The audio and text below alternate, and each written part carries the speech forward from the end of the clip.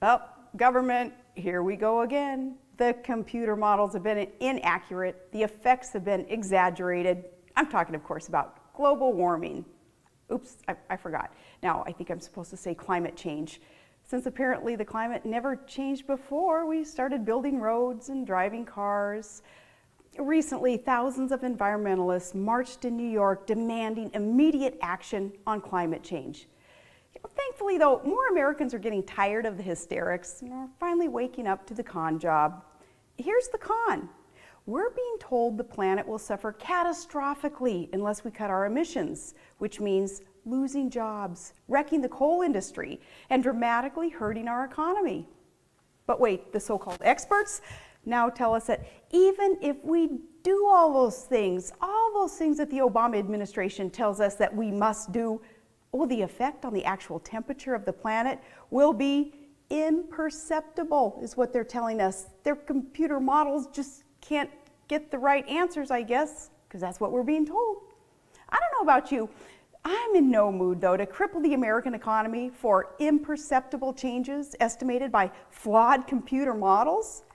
We can't predict the weather accurately next month, but we're supposed to believe these experts can predict exactly what the weather patterns will be in 100 or 1,000 or 5,000 years from now. Right. Look, I'm not a denier.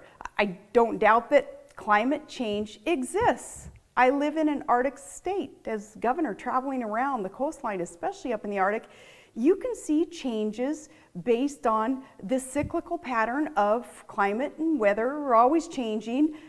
We can see the effects of changing weather patterns, not only on the coastline, elsewhere on land, but no one has proven that these changes are caused by anything done by human beings via greenhouse gases.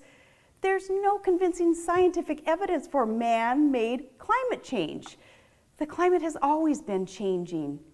Climate change is to this century what eugenics was to the last century.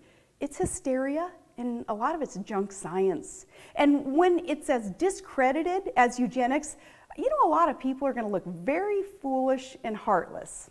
Why heartless? Because this global warming, climate change hysteria hurts the poorest among us.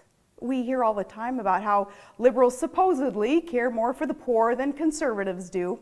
But for the sake of climate change, liberals hold back the poorest parts of the world from the kind of development that we have in America, where roads, bridges, schools, hospitals, and yes, cars and trucks have helped give all of us longer, more prosperous, healthier lives. Part of that prosperity comes from affordable and reliable energy sources that radical environmentalists really hate. Oh, enough is enough. Let's have environmentally responsible energy development that protects the earth while still allowing us to utilize our God-given resources, the resources that are put here for mankind's responsible use. Let's develop the developing world and let American energy lead the way. Let's choose health and prosperity for all the world's citizens, not just the latte liberals looking for a cause.